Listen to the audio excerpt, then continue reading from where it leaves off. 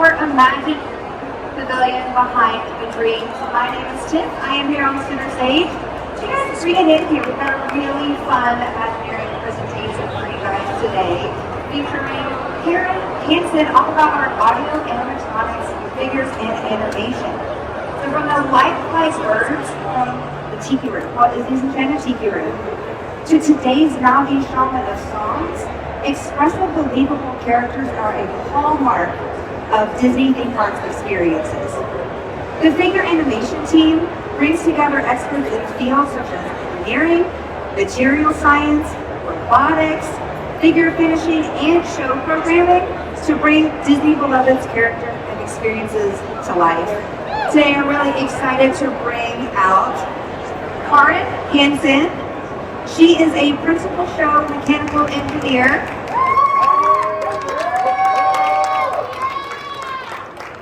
And she does amazing work with all of these audio animatronics figures. Thank you so much for being here. Yeah, thanks for having me. I love it. So, Karen has been at the Walt Disney Company for over 10 years. It's contributed to such amazing attractions like Epcot's Frozen Ever After, Star Tours Rise of the Resistance, and Fantasy Springs in Tokyo Disney Sea. I really can't wait to start that. Most recently, she's been leading a team that delivered the audio animatronics figures for Tiana's Bayou Adventure, which opened in Magic Kingdom at Walt Disney World in June. And as we know, last night is going to come to Disneyland Resort on November 15th. Amazing. So everyone is really familiar with audio animatronics figures, but who and what does it take to actually get there? For sure. So we usually have a huge team of people, all with so many different skill sets that it takes to come together and be firing on all cylinders really to bring even one of these figures to life. So I will start with like our figure programming and our animation team. Really start off working with the creative team to understand what is the intent of this figure. What are we trying to achieve story-wise? What are the emotions? What's the emotions? Everything that we're really trying to make sure that this character captures in the attraction. From there, we hand it over to our design team to try to execute on actually building these things. So I kind of think of it as different layers of anatomy at this point. So one being the mechanical team that designs the skeleton, the bones. They'll look at the linkages, and the motors, and everything just to make sure we've got that skeleton that everything's going to work on and that structure to build upon. From there, we also have the nerves and the brain and the veins. And I would say that's our controls team. So the hardware team really helps us with the cables, the drives, and our software team makes sure that they're actually getting the signals appropriately to control the figure and all that feedback to make sure it's doing exactly what we want. With that, we turn over to our service development team that really helps us put the flesh on and the muscles and get that character from just being a kind of stick robot into that character shape and form that we all know and love.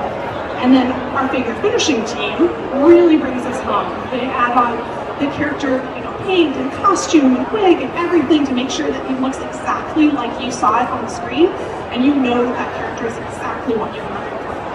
And then we wrap up with our figure programming and animation team coming back to add the soul.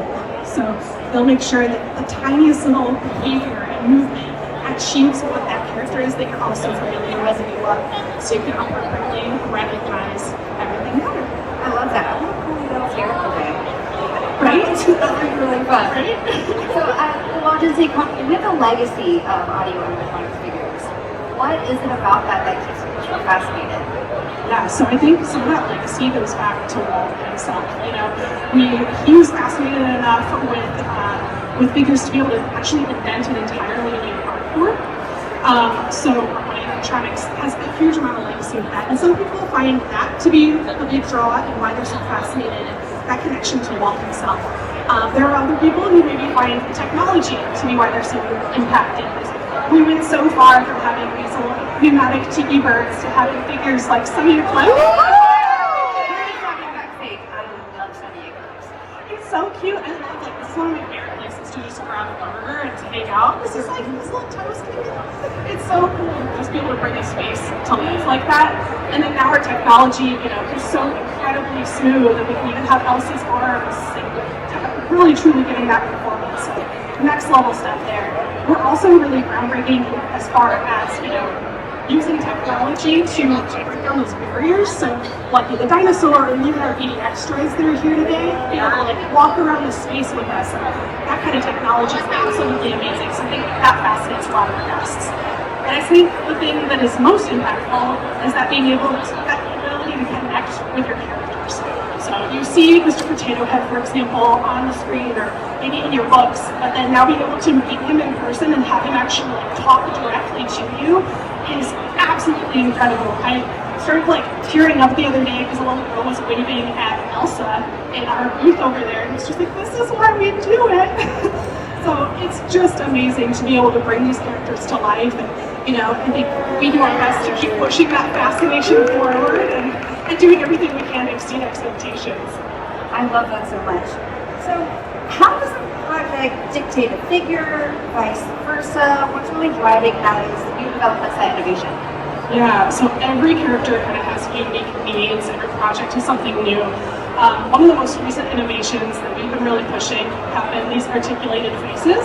So you can see Elsa over the booth yonder. But these guys have been premiering over in Hong Kong Disneyland and Tokyo Disney's Frozen Fantasy Springs.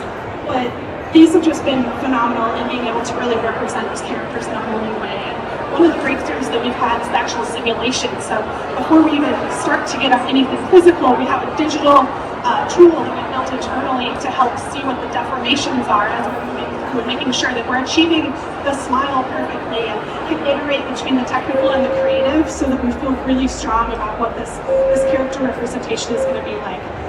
Most recently, we now have these beautiful faces at Tiana's Bayou Adventure. So I love that, you know, even her dimples really pop and everything, things that really make the character come alive. Another character that was really fun to do for Tiana's Bayou Adventure was Mama Oni as well. So she is obviously quite different than your kind of traditional princess pet. So we had to come up with new attachment methods, new materials, new articulation methods, all to make sure that we were being true to that character who is so important to not only Tiana's Bayou Adventure, but the original film as well. So I think one of the coolest moments in my career so far is going to a review for Mama Oni and having one of the Walt Disney Animation Studios creative directors say that this was the best representation of an animated character he'd ever seen come to life. I was like, wow! That's our job. That's big. Yeah, that was so huge. That's really great. And we have audio animatronic figures all over the place. Sometimes they're inside, sometimes they're outside, sometimes they're big, they have different purposes. How do you go about the process of deciding on that? Yeah, for sure. So we have all sorts of different needs. And no two figures are the same. They all have their own unique needs. And some of those are like Lewis, who is huge, but also incredibly dynamic. Like that's one of the charming things about him in the film is all that squash stretch, that he's so incredibly fast and fun. So we want to be really honest and authentic to that, but that means a lot of intensive engineering to support both the scale and the amount of movement that's expected for him. But then on the other end of things, we have little babies like Pascal. They fit in the palm of your hand. So they also need to have that same level of attitude. You know, this character is just as beloved, but we have to design with an entirely different philosophy to fit inside of that specific character.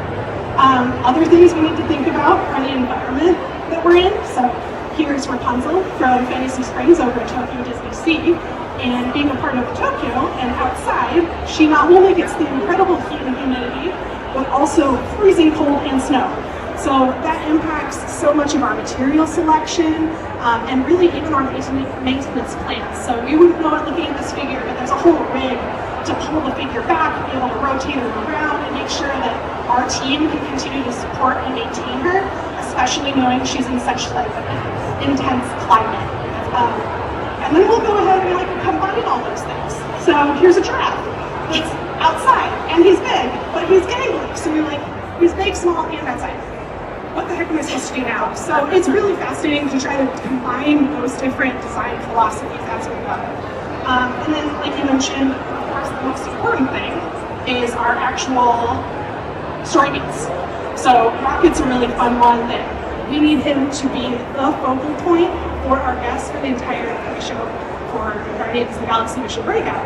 He comes out of the vent. He walks across the entire top of the stage, and then at the end, he swipes the headphones up. So trying to think about how we support all of those different story beats and keep a guest really into and feeling like they're a part of that story is a huge aspect of what we try to do. But then we also need to bring these like iconic pieces from films to life. So for example, we have Anna being thawed out from Frozen, and this is a really emotional part of the film, right? We want to make sure that that same level of impact is had to our guests going through the attraction. So we make sure that we're working closely with our other teams too, projection, special effects, and that the whole illusion really has to come together to support that story. We'll use all sorts of different technologies until we really get there. Incredible. I love this so much because it really feels like we're in their world, in their movie. Right? Isn't it so impressive? Like, that's been such a fun way to see the reactions to guests both online and in person. Like, oh my gosh, people absolutely love it. I love it. I think we probably have some future Imagineers here. I hope so. I hope so. Would you have any advice for anybody that maybe wants to kind of go down this career path? Yeah. So while I am a mechanical engineer, I will say that there are over 100 different disciplines within Walt Disney Imagineering. So it truly does take an army and so many different skill sets and passions. So there's a place for everybody.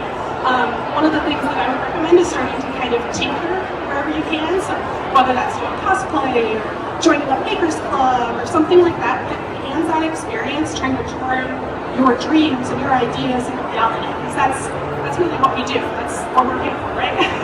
So, and then I think another piece of advice that maybe doesn't get shared often enough is to not give up. So my first time applying for a role here at the Walt Disney Company, I was denied. And here I am though, 10 years later, kicking it, living the dream. So I think, just make sure. Yeah, no, that's incredible. So I think, like some guy once said, if you can dream it, you can do it. So, Amazing. Thank you so much, Karin. Give it up for Karin, please. All for amazing.